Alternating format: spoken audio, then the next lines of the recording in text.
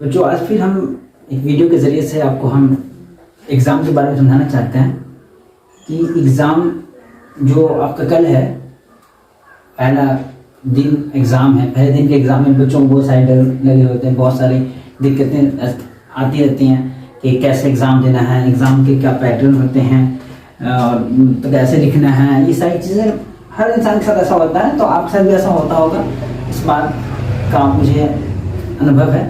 और उसके बाद है कि कल आपका पहला पेपर है, गणित है।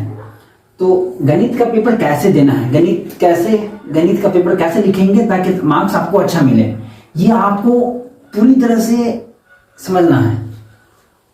तो गणित का पेपर जो लिखने का तरीका जो होता है, सबसे पहले तो ये आपका आज जो कल जो एग्जाम होने वाला है, तो आज जितना पढ़ना है दिन भर पढ़ लो और रात में 9 बजे के बाद 10 बजे के बाद लास्ट 10 बजे आराम से सो जाओ। आप अच्छी नींद लो। जब आपकी नींद अच्छी रहेगी तो आपका दिमाग भारी भारी सा नहीं रहेगा, आप आराम से हर काम कर पाओगे, अच्छे अंदाज में कर पाओगे हर काम को, और आप एग्जाम अच्छे से दे पाओगे। तो आपको सबसे पहले तो क्या करना ये है कि आपको रात में नहीं पढ़ना है। जो पढ़ना था वो आप पढ़ लिए, इतने दिन पढ़े हो या इतने दिन नहीं पढ़े हो, जो भी हासिल करना था वो आप तुम हासिल कर लिए हो। आप आगे आपको नहीं पढ़ना है। आप इतना दिन जो पढ़े हो या जो चीज छूट गया है, तो इतना दिन में जब आप पूरा नहीं कर सके तो एक दिन में क्या पूरा हो पाएगा आपसे? नहीं हो पाएगा। इससे अच्छा है कि आप अपने दिमाग को शांत रखिए, अपने दिमाग को आराम दीजिए ताकि कल का एग्जाम आपका अच्छा हो। होता है क्या कभी कभी कि बच्चे पूरी साल खूब मेहनत करते हैं और एग्जाम का 3 घंटा उनका खराब हो जाता है। उसका वजह क्या है? वजह ये है कि एग्जाम खराब होने का वजह ये है कि वो बहुत ज्यादा डर जाते हैं, डरे हुए होते हैं। उनका हौसला बढ़ाने वाला कोई नहीं होता है कि बाबू एग्जाम आसान होता है, ये बात बोलने वाला कोई होता ही नहीं है उनको, इसलिए एग्जाम उनको भारी भारी सा लगता है। तो 1 साल का मेहनत 3 घंटे के अंदर खराब हो जाती है। इसलिए आपका जो 3 घंटा जो गुजर रहा है ना, वो पूरी साल गुजर रही है आपके लिए।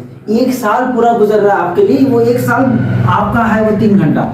इसलिए आपको वो 3 घंटा को बहुत अच्छा बनाना है, बहुत मेहनत से, बहुत अच्छे से, इत्मीनान के साथ, शांति दिमाग के साथ, मिजाज को एकदम खुश रखते हुए आपको कॉपी लिखना है।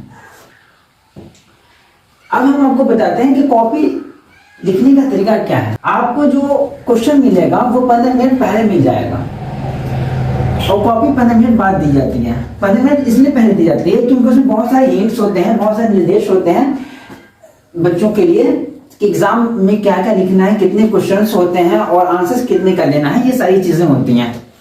तो आपको उतना टाइम नहीं देना। वहां जितने भी प्रीवियस ईयर के क्वेश्चन, उसका पहले हिंट्स आप यहीं से पढ़ लीजिए। खासतौर पर 2020, 2021, 2022, ये 3 साल का जो आप पढ़िएगा देखिएगा सब में एक जैसा रहेगा, सब में एक जैसा रहेगा। तो ये मतलब ये है कि आपको 2020 से लेकर 2022 तक का कोई भी हिंट्स अगर आप पढ़ लेते हैं, कोई भी एग्जाम का हिंट्स आप पढ़ लेते हैं, सारे एग्जाम में वही उसी पैटर्न में रहेगा। बस शर्त ये है कि आपको गणित का हिंट्स पढ़ना है क्योंकि कल गणित का एग्जाम होने वाला है आपका। अगर साइंस का एग्जाम होने वाला हो तो साइंस का पढ़िएगा, अगर हिंदी का एग्जाम होने वाला हो तो हिंदी का पढ़िएगा।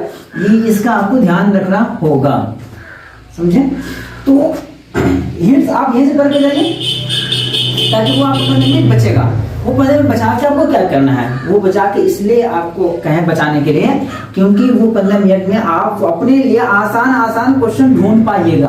अगर आप आसान क्वेश्चन ढूंढ पाइएगा तो आप जो आंसर दीजिएगा वो पूरा कंफर्म रहेगा, आप पूरी तरह से तैयारी के साथ दे पाइएगा, तो वो आपके मार्क्स अच्छे आ पाएंगे। अगर आपके पास वक्त कम रहती है तो हम करते हैं क्या, जल्दीबाजी में कोई भी क्वेश्चंस का आंसर दे देते हैं, जबकि वो आने वाला जो क्वेश्चंस होता है, मतलब आगे वाले जो क्वेश्चंस होते हैं वो आसान होता है, वो छूट जाता है। इसलिए आपको पहले पढ़ना है सारे क्वेश्चंस को, गणित के जितने भी क्वेश्चंस हैं, जैसे 100 ऑब्जेक्टिवों को आपको पढ़ना है, उनमें से जो आपको आसान लगे उसमें एक टिक मारते जाना है आपको। तो ऐसे करके आपको 50 क्वेश्चंस उस 100 में से ढूंढ लेना है। तो होगा क्या कि जो आप जिस आंसर पे कंफर्म थे वो आंसर दे पाइएगा। इससे क्या होगा कि आपके मार्क्स अच्छे आ पाएंगे। फिर जब आप पूरा 50 ढूंढ लेते हैं तो आप उसको बनाने के लिए तैयार हो जाएगा। जब आपको कॉपी दी जाएगी तो क्या करना है कि जो आप टिक मारे हैं, एक टिक उसमें आप बनाते जाइए और डबल टिक मारते जाइए। इस तरह से आप एग्जाम दे पाएंगे तो बहुत अच्छे मार्क्स आएंगे आपके। वैसा ही लघु उत्तरीय में वही काम करना है कि पहले जो 25 क्वेश्चन दिया हुआ है या 30 क्वेश्चन दिया हुआ है उसमें से आपको 15 का आंसर देना है। तो क्या करेंगे हम कि उसमें सबको पढ़ेंगे पूरा, उसके बाद जो हमको आसान लगेगा उसमें एक टिक मार देंगे।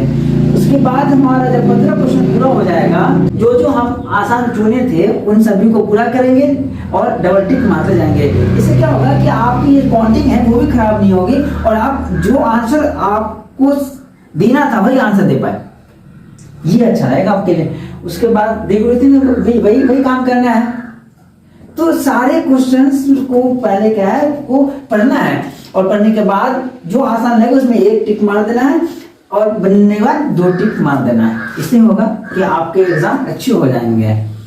उसके बाद ऑब्जेक्टिव में जो है वो एमआर शीट भरते हैं। तो वो एमआर शीट भरने के क्रम में आपको ध्यान रखना है कि आपको उस गोला के अंदर ही भरना है, यानी आप जो गोला भर रहे हो वो उसका कलर बाहर नहीं जाना चाहिए, चाहे वो आप ब्लू पेन यूज कर रहे हो या ब्लैक पेन यूज कर रहे हो। ब्लू या ब्लैक जो भी पेन यूज कर रहे हो वो पेन का जो है निशान जो है सिर्फ उस गोला के अंदर ही होना चाहिए, गोला से बाहर नहीं होना चाहिए। एक क्वेश्चन का आंसर डबल गोला में नहीं दीजिएगा, एक ही गोला में भरना है आपको। अगर डबल भर देते हैं किसी कारणवश वो आपके मार्क्स कट जाएंगे। तो आपको ध्यान रखना है कि सावधानी पूर्वक भरना है। ठीक है, जो आंसर चुन रहे हो उसको देख लीजिए कि कौन कितने नंबर पे है और उस आंसर के गोले को उसी तरह से भरना है। इस तरह से आप एग्जाम दीजिएगा, कोई दिक्कत नहीं रहेगी आपको। डरना तो है नहीं, आपको एकदम नहीं डरना है, एकदम एग्जाम आपका अच्छे से जाएगा।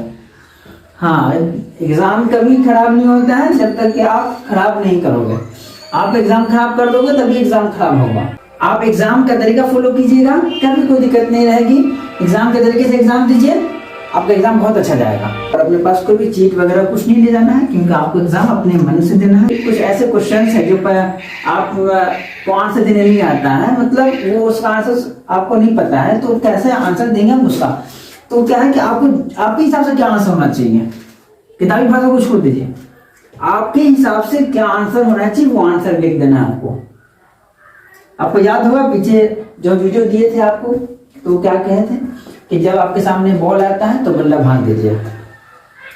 तो आपको बल्ला भागने वाले में गिनती कर ली जाएगी, यानी आपको अच्छे खिलाड़ी में गिनती कर ली जाएगी। और बॉल देख करके आप बल्ला को रोक लीजिएगा, बल्ला नहीं भाजिएगा तो आप बेवकूफ में गिनती हो जाइएगा। तो आपका आंसर सही हो या गलत हो उससे आपको कोई मतलब नहीं है, आपको हमेशा सही सोच के आंसर देना है।